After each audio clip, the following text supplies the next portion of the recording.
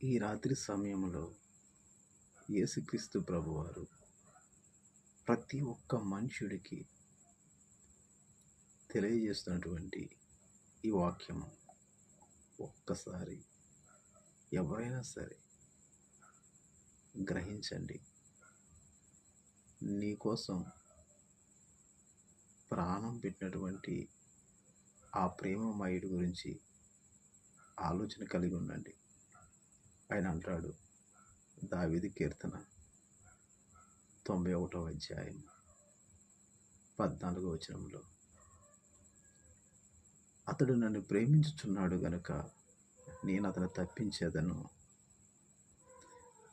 ప్రయాసపడి భారం మోసుకున్న సమస్త జనులారా, నా యొద్దకు రండి, మీకు విశ్రాంతి కలగజేసేదని అన్నాడు కదా. ఒక్కసారి ఇంకా నువ్వు అంగీకరించలేదా యేసయ్యని?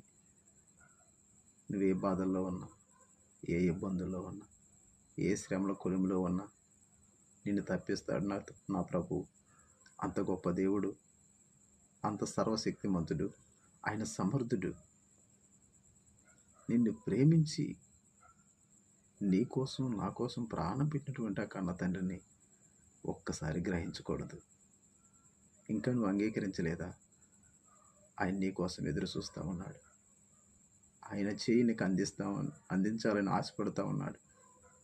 ఒకవేళ ఈ యూట్యూబ్ ద్వారా ఈ యొక్క మెసేజ్ నీ దగ్గరికి వస్తే యేసు వైపు చూస్తావు కదా. దేవునికి మహిమ కలుగును గాక. ఆమేన్.